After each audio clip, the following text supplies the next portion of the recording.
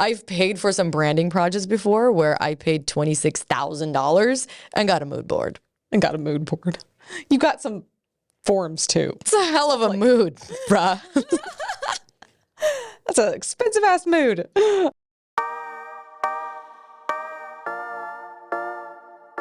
I think the worst thing that's ever happened to me when I was trying to hire a creative is they pulled up a photo of me in the bikini from fitness competitions. Wait a second. You were trying to hire someone and they pulled up a picture of me in the bikini. And that's what they used as a backdrop for their Zoom call when I logged on. Dude, I'm sorry. I'm just having I think our makeup artist was just like, oh my God, Kat couldn't even hold it. That's because she's such a professional. She would fire that person instantaneously if they worked for her.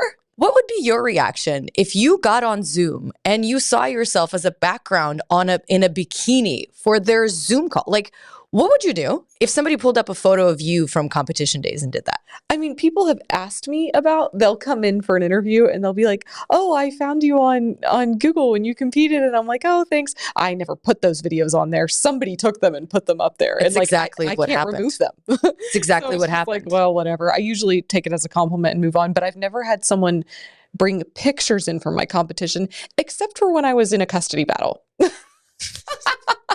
That did get put in front of the judge as a, see, she's a bad mom moment.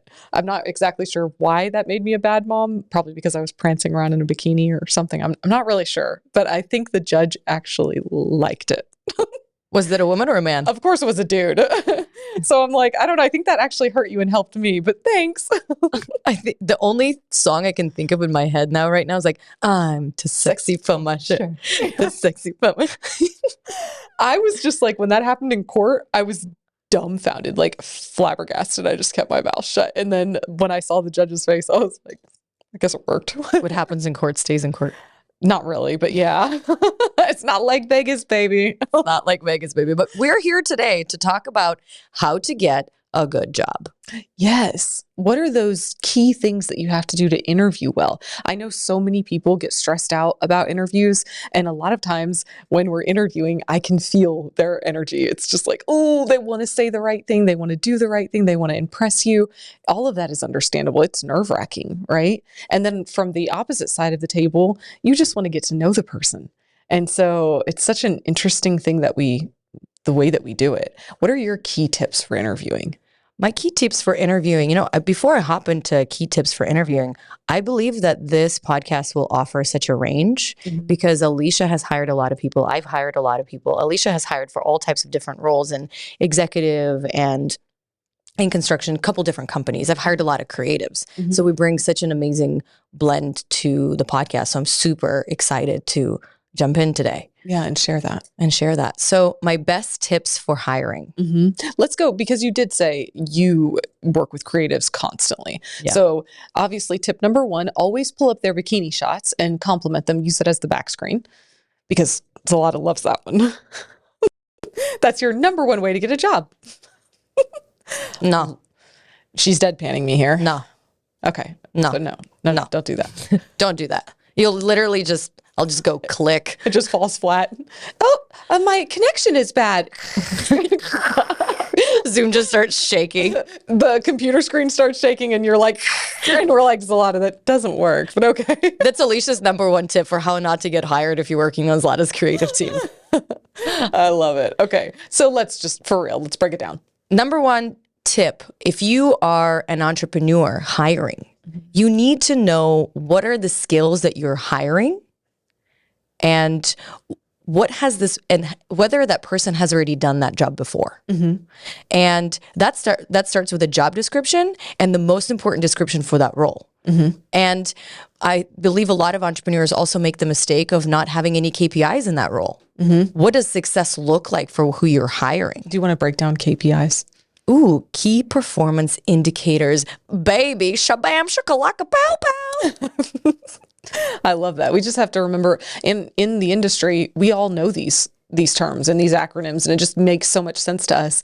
I didn't even used to think about, everybody knows the acronym. That's why it's an acronym, right?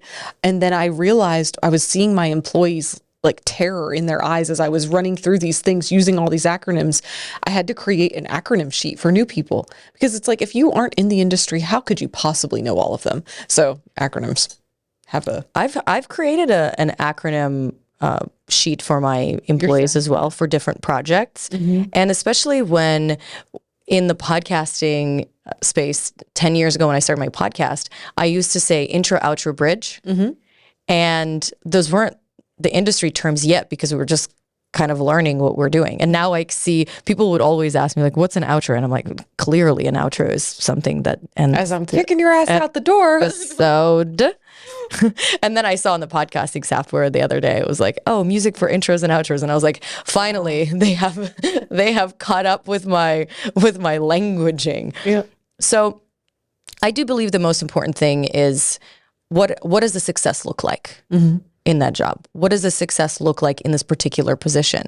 And then it makes it easier for the other person to match their skill sets, right? If you're trying to get hired, to match the skill set of, I can't do this and I can't do this, or this is maybe something I need to learn, or I know what to bring into that interview, specifically if you're a creative and I'm hiring for a creative role. What are some of the portfolio samples that you can bring to me of the work that you've already done? Because there's so much anxiety for those who are hiring you, whether or not you can do the job. I really feel like that's a key difference because when you're hiring a creative, it's the anxiety roles are flipped. The person hiring is the one who's nervous. Can you actually perform and do this? Whereas, I mean, I guess there's some, not really anxiety from my side with hiring staff members, just a different type of thing. But when you're hiring a creative, I feel like it's so personal because you're trying to give them your vision and dream and you're hoping that they can pick it up and, turn it into something lovely. I'm a little bit less precious with my babies now as far as a creative goes. I think that's made me a better creative over time because like the more creative projects that you do, the less anxious you become about a creative project and you let the energy do what the energy does. My goal now with any project that I do is to bury my old work faster. So because the latest work is going to speak more for itself. And while I'm a little bit less precious, I'm still very precious if I'm hiring the right person for the job, for sure. And because, in hiring roles for a construction company, I'm assuming that there's an SOP, there's a job description. Does your skill set meet that description? And then we'll figure it out as it goes. And then it doesn't work. It doesn't work. On a creative project, it's almost like you start out with the team that you start out with, and then it's really hard to bring someone in halfway through. Yeah. And you have to communicate the vision again, and again. And once you hire a team for a project, I feel like you carry out that whole project with that team, and people either end up working together or not. And because you don't know what the final result looks like yet, there is that anxiety, right? Like you're just handling the uncertainty. So, but that's creative work. That's the line of work that you get into. What's your experience with hiring creatives? Alicia giggles. Oh God, that's Nervous anxiety kicking in. Oh, girl, the hiring creatives, that was such a struggle for me because as somebody who hadn't honed those creative skills myself as much as I had honed my, execution skills of processes, procedures, getting stuff done, creativity is a whole nother beast. Like you have to be willing to just sit and feel the vibes. Like you said, there's an energy to each project and there's so much to be said for that. And then there's so much to be said for the energy that you hope to see produced, but then what is that creative bringing? And if you don't know them well, you don't know what energy they're bringing to it. You're guessing, right? Through those interviews. Okay, I think this will work. I hope this will work.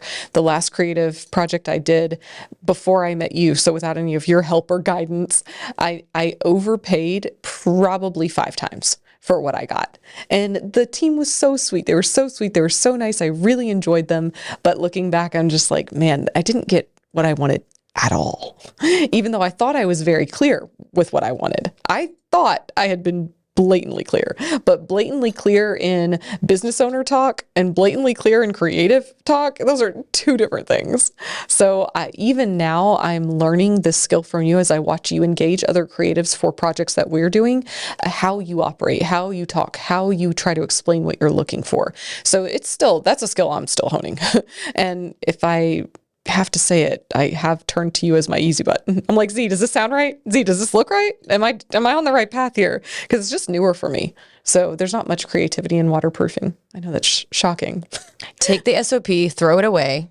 Exactly. Take the SOP, throw it away. Exactly. Adjust the deadline by 25%. Oh my God. Double the budget. Which kills me. And there you have it. There's your creative project. Creative.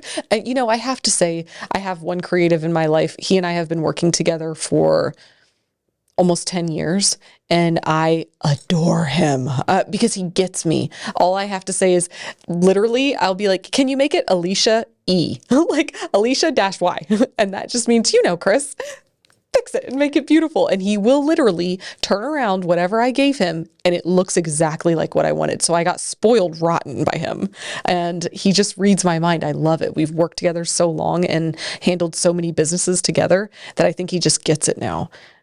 And fortunately and unfortunately, hiring the right creatives that you work with does depend so much on the vibe. Are we on the same vibe? Yeah, the vibe that you're putting out as the person hiring.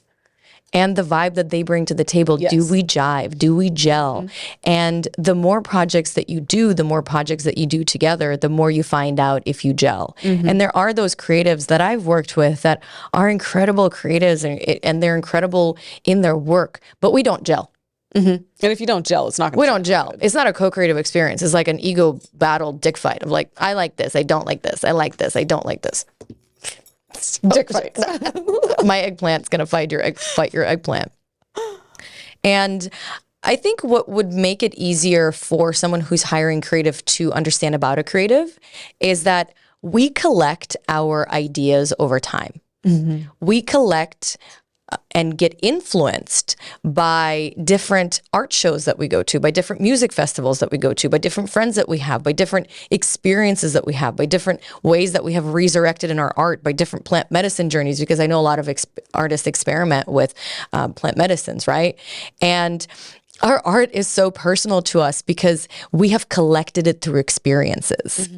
So just in the same way that you've collected your taste through your experiences, we have as well. So when you're hiring a creative and you do high fashion editorial New York style, don't hire somebody who is doing, you know, LA vibes, you know, like wide leg pants, you know, like It just doesn't. It just doesn't work. You're not going to get what you want. So if you want something high-end chic, then hire a designer who does high-end chic. Then hire a videographer who's done work with Vogue or Elle or Glamour. And don't hire somebody who's worked with Cosmopolitan to do your high fashion shoots. Maybe they can, but most of the times they can't execute on what it is that you're actually looking for. So look at that creative's portfolio and match your eye with their eye and see if it's going to gel well together. And that's how you're going to have a recipe for a good creative project. Yeah. Easier said than done, Z. Match your eye with their eye. If you only had 3 tips to give, what would they be? How can a person who doesn't categorize themselves as a creative look at a creative's portfolio and see, okay, this is the right creative for me? Amazing. I love this question. I'm really passionate about this. So Pinterest is a really great resource where you can visually tell what you like. So if you're working on a visual project, visual as in pictures, as in pictures, as in videos, as in Instagram, as in any photo related. In the same way that if you're working with a video project, so the types of videos you'll find likely on YouTube, you're not going to find videos on Pinterest, right? Or if you are an auditory, then you need samples on Spotify. And I've done all these different projects with photos, videos, and sound now. So you need to find a place where you can source examples. So let's stick with the photo project because it will be a little bit easier to understand. A lot of people, even people that are not business owners, have hired creatives for photos, whether it's your wedding or your daughter's graduation or a birthday party. Almost everyone has hired a photographer at some point. And will hire a photographer at some point. And I believe that you need to know your style, your foundation. So, because then you can show the creative as well. So what are the 30 pictures that you like for that project? What do you imagine it being? What's the vibe that you want? And 30 photos is enough to see a correlation. Okay. So let's say we are doing a photo shoot for your Instagram. We go to Pinterest, we take some images, and then we're going to start seeing, oh, Alicia likes dresses. Alicia really likes shoes. Alicia really likes bling. And you dictated what that looks like because that's your taste, your flavor, your style. And then now you have a reference point. If my Pinterest looks like this and I'm looking for a creative, it has to match my vision. Okay. Does that make sense? It makes sense. But for instance, what I get a lot of times with what I feel like I get with creatives is I'll do the picture thing. So I'm pulled the pictures. I've sent them a link to the pictures or whatever, uncreative way I got them to them. They have the pictures and they're like, oh yeah, of course I can do that. And so then I trust that they can do that. But then what I get in return is not what I sent. Which brings me to my second point. Great. When you are looking for a person to hire, look at the portfolio that exists on their Instagram now, on their website now, on their TikTok now. So, and then you can compare, okay, my Pinterest photos are outside of me walking in the daylight. Their pictures are in a studio and there's not much going on in the background. And it's a guy, not a girl. But okay, so if I'm looking for outside shots in the light and this person only shoots in studio, not the best match. Because oftentimes people look at the subject. The subject is the pretty girl or the handsome fella. And you're like, he looks handsome in this photo. Yeah. Right? Yeah. So you can compare backgrounds, situations. I see this a lot, actually. Entrepreneurs are going to hire wedding photographers for their brand photos. Doesn't work. Thank you. Yeah. It does not work. I can only say that because I've done that stupid shit. And honestly, creatives, have some balls to say that you only shoot weddings. Don't take on projects that when a client sends you something that they want and you clearly don't have any of your portfolio examples in there, and just because you need the money, you're going to do it. I saved Alicia almost $10,000 on a photo shoot that I knew that the creative that she was about to hire wasn't going to execute on. It was hilarious because you knew it instantly. You're like, no. And I was like, wait a second. I like that you said that, but how did you get there? And then we had to reverse engineer it the exact same way. And then when she sent him one of the questions, I don't remember what I asked you to ask him, he sent her a novel back being like, well, this is not really in my wheelhouse. I don't really. But you were ready to charge me 10 grand for it. The previous text was, yeah, we can do it for 10 grand. And I was like, this is a $500 an hour job. Yeah, what are you doing? I'm like, I really just need your help with this one. Yeah. So That's thing, back to the knowing your 8s, 9s, and 10s. I know that this is not an 8, 9, or 10 for me. So who did I take it to? Someone who it is. Yes. Excellent. Which brings me to the third point. And the third point is usage. Where are these photos going to be used? Do you want them for your website? Do you want them for your social media? Do you want them for a flyer? Do you want them for a bench? Do you want them for a little, card that you're sending out to your people for your wedding invitation? Because that is going to dictate how they're going to take those photos and what they're going to do. So, okay, now let's go back. We now have examples of what I like. These are photos outside, all collectively for my thing, for my project. Second thing, I open up that creative's portfolio and I go, Nick, A equals B equals C. I see the correlation between these projects. If a creative does not have a portfolio, don't hire them. That's another thing. If a creative does not have a recent portfolio, do not hire them. Or maybe ask them for them recent photos if they were a referral and you really can't back out of the project. But as a creative, you need to keep your portfolio. That's one of the responsibilities of you being a brand and what you chose. Third thing is footage. I am now, laying out cards on a table. We're going to jump back and forth. Usage. Where are we using these for? And a lot of the times I've seen, I will give you an example of a personal project that I was so sad about. Oh, I don't like that. So sad. I was so sad. I wanted photos for my book when I was in the process of writing my book. And there was this incredible photographer that I was dying to work with. He shot all oxygen models. And I was like, okay, I'm going to go get my magazine cover. I'm going to go get my book cover. I'm going to go get it. Right. So it was a really expensive project. I believe I paid him about $2,500 plus I had to fly to where he was. I had to get a hotel. It was a whole thing. And I didn't realize that those are going to be just studio photos. So I could not use them for my social media because guess what?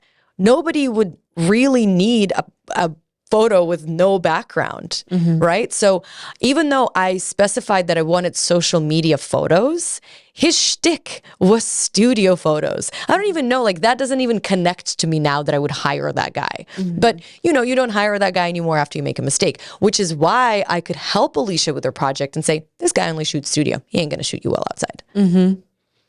So we need to figure out where are we using them for. If we're using them for social media, they need a little bit more background than just the studio pic. If we're shooting a book cover, you best believe we better shoot it in a studio. So, and then the fourth thing that you need is your budget.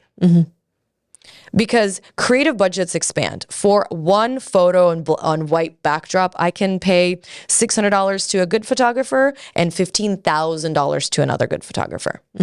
So, and sometimes creatives price their projects out of thin air.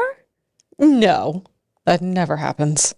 I'm like, Are you saying there's no rhyme or reason? based on? I'm like, all right, Picasso, chill out. You have some branding shots that you've done on social media. You need to chill. You're like, I'm just the subject. It's not Mona Lisa here. It is not Mona Lisa here, but also depends on the project, right? If I'm hiring for something really important, then I'm going to hire a photographer who's worked with Naomi Campbell and all these different artists, and they get $15,000 a day for an hour shoot. Or like if I'm hiring a Giselle who is the highest paid model, I'm paying for a brand. And it's very justifiable for that cost. So if you're hiring a creative now, those I believe are the most important factors in hiring a really good one. And then, you know, do you gel? Do you like the vibe? Are you vibing? Because a part of creative work is you got to vibe. Yeah. Alicia and I did a pilot. We walked out of there and we're like, yo, girl, we vibing. Yeah, it was good. It was so fun. good.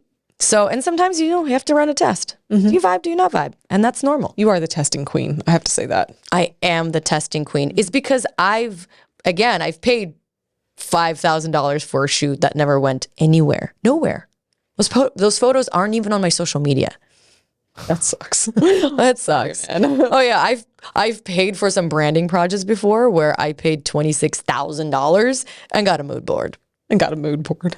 You got some forms too. It's a hell of a mood, bruh. That's an expensive ass mood. I love it. I mean, I'm fancy too, so I get it. Fancy too, so I get it. I would rather get a robe from one of our experts' walls. Yeah, that's what I should have done. That would have been a whole ass vibe. Yeah, that would have been a couple dresses, man. Robes, a little bit of lingerie, maybe even a dress or two for that price. Yeah. Oh, that would have been definitely a better investment. So then now that we've talked about creatives and how to hire them, I feel like there were some tips in there for them, but what are the best tips that you can give to a creative for getting hired? Ooh, what a great question. Alicia's on a roll today. Kapam, kapow. Kapam, kapow. Pow, pow. Pow, pow. Yeah, I like that. Pow, pow. I like that one better. Chicka, pow, pow. Update your damn portfolio, creatives. Yes. I don't care how lazy you are to do your Instagram and your TikTok or your YouTube or whatever, or your website. Update it. I don't need to be seeing whatever you created in 2017 before you got 20 G's worth of equipment and took 5,000 different courses. You need to keep it updated for people to be able to hire you and automatically say yes. Make it easy to say yes. Make it easy to say yes. I think when you're talking about maybe creatives that are new into their field, they don't have that portfolio. And so now they feel like, oh, what am I supposed to do? There's a really good term for that. It's called buy your first job. So find somebody that you feel is beautiful, that you would enjoy working with, and just do the project as a gift to them. And then you have access to all of that. So it's a little bit different, I think, depending on, you know, what you do and what business you're in. But buying jobs is very common. And it wasn't something that I really understood in the beginning of my entrepreneurial journey. And this applies for entrepreneurs, solopreneurs, and it also applies if you're a salesperson for another company. So this concept is a really good one. Sometimes that's what it takes. And once you've bought that first job, you've earned trust. So you have to be selective on what jobs you're willing to buy and how much you're willing to pay for them. awesome, but it's key. So if you don't have a portfolio, you're going to have to invest in that. So could you tell me more about an example of buying your first job in construction? And then I will give an example For you, as a creative. I tried to correlate that because I think as a creative, it would be creating your portfolio. But from construction, what it looked like for us was, okay, we're moving into a space that is very difficult to do. There's plenty of other subcontractors who have already done this, that have been doing it for 30 years. Why are they going to take a risk with us? Who are we? Right? So what it looked like to buy that first job is to say, okay, I know what my competitors are going to charge for this job. I know what I have to charge for this job just to break even, or I know what it's going to cost me to even go a little bit below that. And that's what we had to do. In order to get the job, we had to be willing to make no money. If we were lucky, if it was just cover cost. And does that suck? Sure, it sucks, because you need to make money to stay in business. And we only had to do that a few times. And you have to do that in the beginning, and you have to be willing to. And if you're not, then don't be an entrepreneur. It's part of it. I love that you called it buying the job. In the creative world, when you're building your portfolio, let's say you are a makeup artist who is trying to break into the fashion week industry. And you're trying to break into high fashion, you're trying to break into magazines, you're trying to do something different. But right now you're a blogger on YouTube. Okay. So if a person who is hiring you for the job and they're hiring you for a fashion week and all you have is samples of being a YouTuber, you don't have the skill set. So what you need to do as a makeup artist, you need to go organize a shoot. You need to find a model, call your homie and be like, yo, girl, I'm about to make you so beautiful. Would you give me 2 hours of your time? You get to the photographer homie who has shot magazines or fashion weeks before, and you're like, hey, homie, how about I will pay you this much money for this project? What I need to get out is this result and usage. And you co-create and collaborate on that project, then that will get you hired for the job that you want. Yeah, because nobody knows that you created that. It doesn't matter how or why you created that scenario that they're seeing. It aligns with what they're looking for. Exactly. You're buying the job. You're investing time, energy, money, your own resources to break into the new market. Yeah, I think that a lot of times buying a job is more valuable than advertising. Because once you've bought that job, you also now have connections. So every time that we bought a job, the few times that we had to do it, I mean, I bitched and moaned, trust me. I was just like, oh God, because you're going to have to cover the cost of it, right? But I made connections every time I did it. I became friends with the VP. I became friends with whoever. I made sure that I went above and beyond and that their experience was phenomenal, so that all they could say the next time that they needed someone to do waterproofing was, oh, those people were so good, let's have them back. So the way to get hired is really alleviate any anxiety that could be related to hiring you. Yes. My husband calls it the easy button. You have to be the easy button for everything. So let me just make it easy for you. Whatever I have to do. And there you have it, folks. Yeah, this is how you get hired. It's really that easy. Buy the job, be the easy button. Always do what you say you're going to do. And there is so much value in showing that you can do the job, because that creative project is going to bring you 10x more projects. Oftentimes, I feel like people get so narrow when it comes to that. It's like, well, I'm not getting paid for that, or how's that going to help me? Or to me, that's a scarcity mindset. It's like, oh, I have to get every single thing I have to squeeze the juice out of every single contract I have. And it's like, no, not really. You have to be okay with, sometimes I win some, sometimes I lose some, sometimes I make more, sometimes I make a little less, but what is the overall average? So you have to be able to zoom your camera out and look at the averages. I love that. I call it, sometimes you can get the most out of a contract, and that's one thing. But if you want to get the best, that's a different kind of approach. Yes. So do you want them to love working with you and work with you again and again and again? Agreed. Yeah. And that's really how you build the best solopreneur businesses or your best next job as an entrepreneur, you don't want to be looking for jobs every 2 to 3 years. It's excruciating. It's painful because you would rather build a relationship and a connection that's proactive, that gets you the projects that you're looking for, that gets you the jobs that really elevate your skill set, and you just get to be proactive. Let's talk about, because we haven't really hit on this, how to nail an interview, not as a creative, not as an entrepreneur, but just in real life. I mean, not everyone is an entrepreneur. Not everyone is a solopreneur. What about when you were younger, when you were first starting out and you went to go work for someone, what were the tactics that worked best for you? I can tell you from the seat of hiring someone, I love when you come in and you have already done the research on my company, on my project, and you asked enough questions in the interview. That interview is not you telling me how awesome you are, but how you're going to solve my problem. You like problem solvers. I love problem solvers. What is your best tip for interviews? If I am applying to get hired at Covey Holdings. Yeah.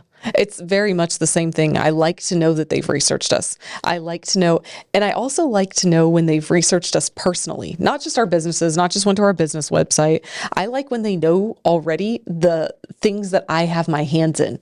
Because what that makes me feel like is they went above and beyond. Yes, they went to our company's website and they know what Covey Holdings is about. And they know we have subsidiary companies, so they'll probably be involved in them too if they work for Covey Holdings. But do they know what I'm up to? Do they know what my passions are? Am I passionate about helping other women? What am I doing on the side that they might be able to help in as well? So they're looking at me and my company as an overall package. That is shocking to me when it happens, and I love it. And it's probably only happened 1 or 2 times, but those people were key players. So they had the understanding that they needed to be more interested than interesting in that interview, and more interested in me and what they could provide for me and our company than let me tell you all about who I am. And if you're hiring me, I've done this and this and this. And we saw that on your resume. So what are you going to do for me? Who was the last standout candidate that you hired that you were like, you hit all the points, that's a yes for me? Well, we just hired Charles, a secondary. This man needs like 3 EAs. Makes sense. He really does. We just hired a new EA for him. His current EA moved back to Germany this week, actually, and she's still working for us remotely, but because of the time change, 7 hours difference, he needed another one to be there all day. She was just phenomenal. She, number one, had already done what we needed her to do, so that back is checked. It's just like, don't hire people that haven't done what you need.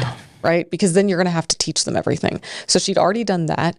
She was willing to show us what she had done and prove that she had done those things. And then I always actually love it when someone is moving on from their current job for a reason that is not negative.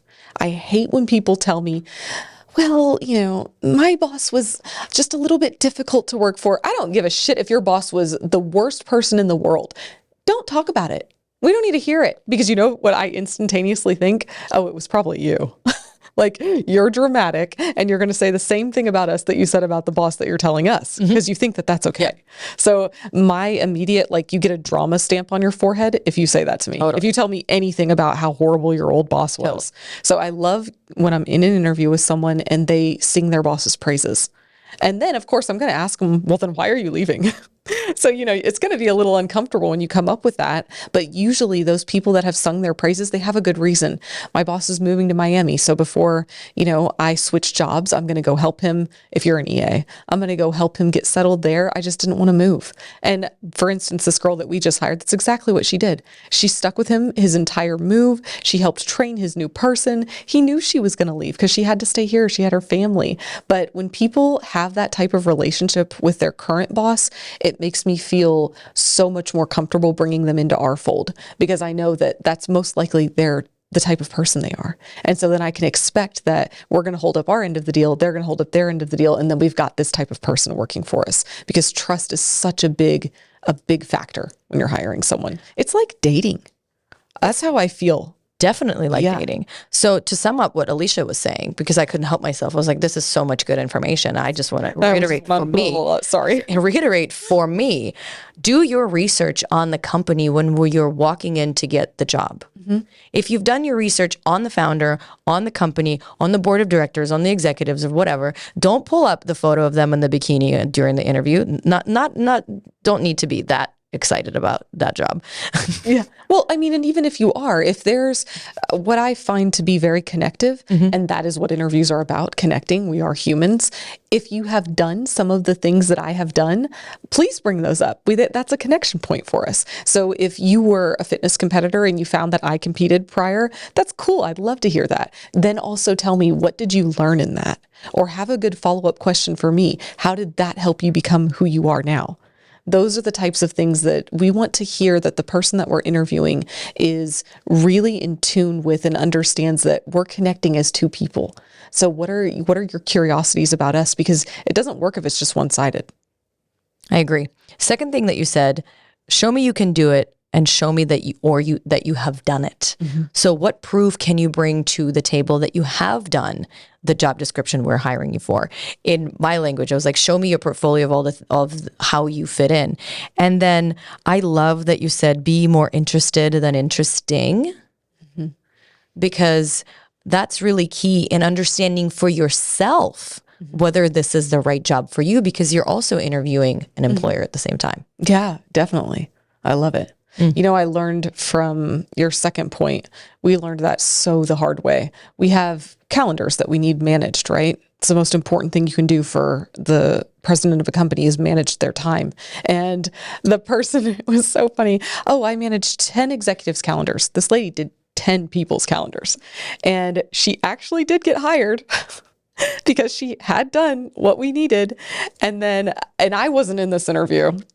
Let me say that straight out, because when I saw her floundering and drowning, I asked her, I know that you managed 10 executives' calendars. How many appointments did these executives have per day? Oh, probably like one each.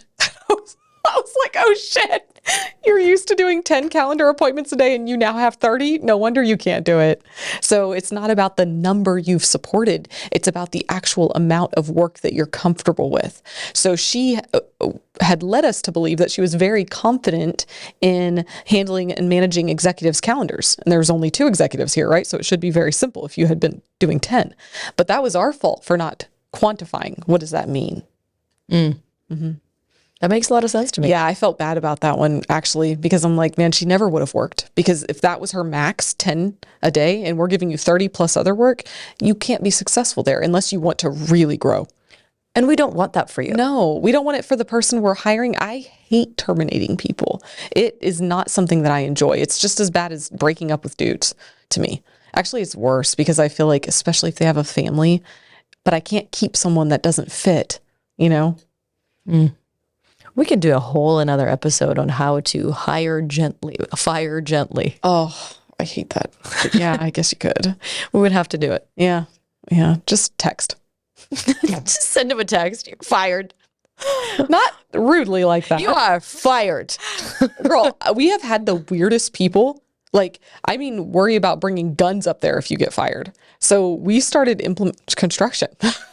I'm like, we started implementing, we do terminations over text, and it's not text like my phone to your phone or HR's phone to your phone. It's through an automated system. It's very kind. It's very informative. Here are the next steps. Thank you so much. But it is over text. And I know people think that is so cold, but you can't have drama with a text that doesn't allow a response.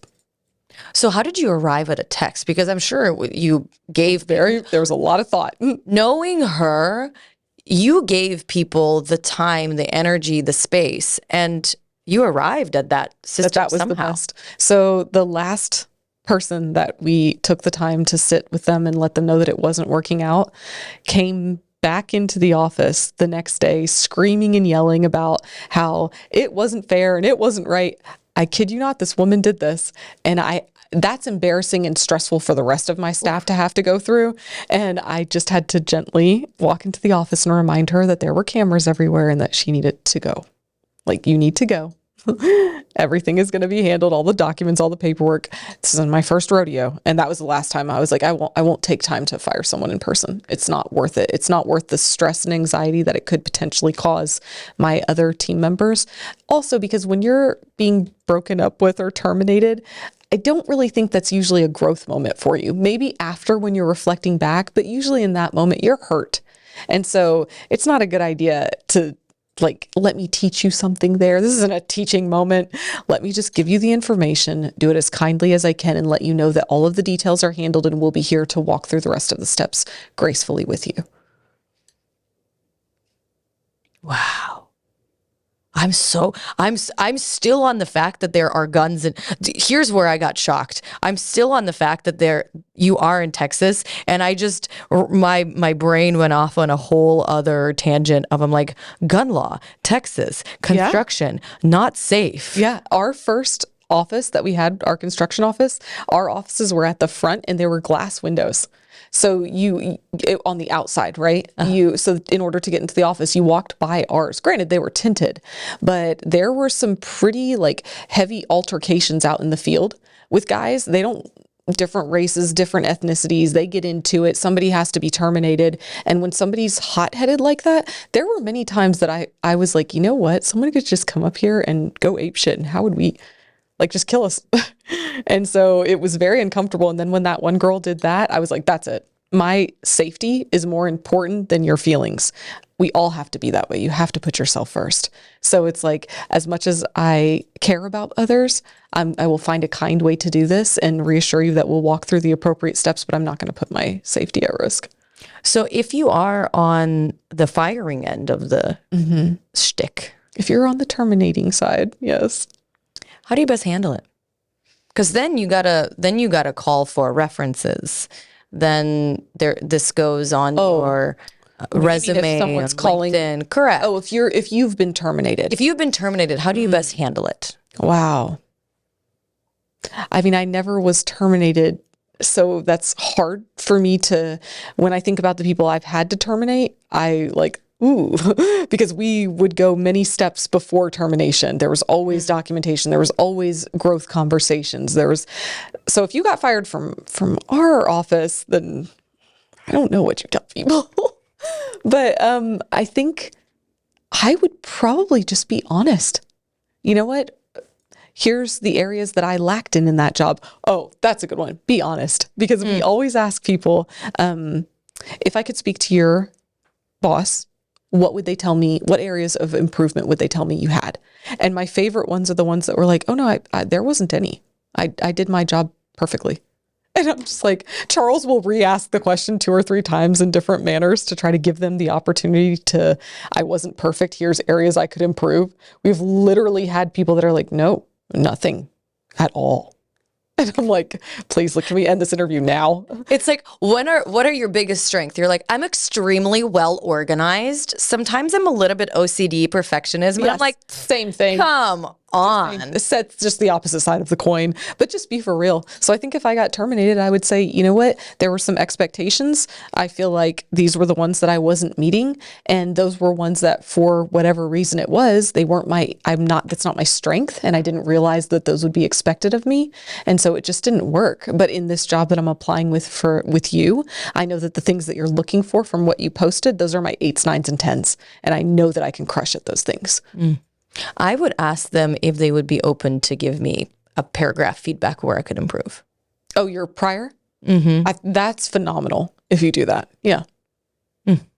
I did have, I had one lady that I had to terminate, and she was the sweetest lady. I have never met anyone as sweet as she was. She was just so kind.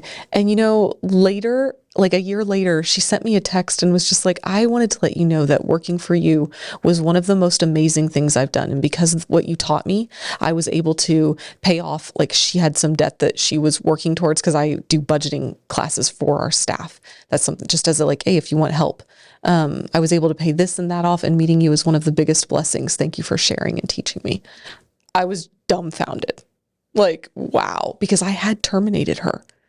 And she was able to see that it just wasn't the right fit, but I still care about you.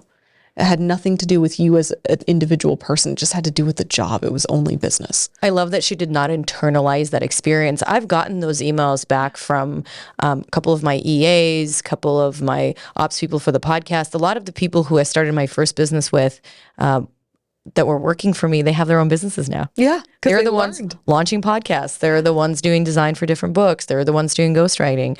And it's a proud moment for me to know that I made an impact in someone's life. Yeah. So please do know, if you're looking for a really good job, that if you are interviewing a CEO, know that they have really look for whether or not they have a really good intent for you, and ask, what do they provide as extra that they don't have to provide to their employees, that they do because they just care? Yeah. It would be a really good question to ask. Yeah. What are the non-monetary benefits of working for you? That's the question I would ask. Sexy. Because if somebody asked me, what is the other stuff that you can do for me? I would be like, did you not get the package? Like, you already see what we're covering, right? That's what the exchange is. So what was the question again? What are the non-monetary? I don't even remember what I said. What are the non-monetary benefits of working with you? Really? Because if somebody asked me that, I would be like, well, I mean, you're going to get to see behind the curtains of some massive things going on. Depending on what areas you're interested in, I'm always happy to share and teach. So that's a huge thing for me. If somebody had told me they would do that for me, I would have been all over it. So I think that's the classy way. For sure. I agree. And there you have it. I hope that was helpful. It's a very unique perspective I haven't heard before. Yeah, me too. This is how to get hired for creative projects. How to get hired at any company, really. How to get fired and how to get hired. There you have it. Fire kindly. And how to get fired kindly. Oh, yeah. Let's just all be kind. I know it's not the best situation, but let's just all be kind. Please let us know what you thought in comments. Leave us a review on Apple. And until next time. Bye.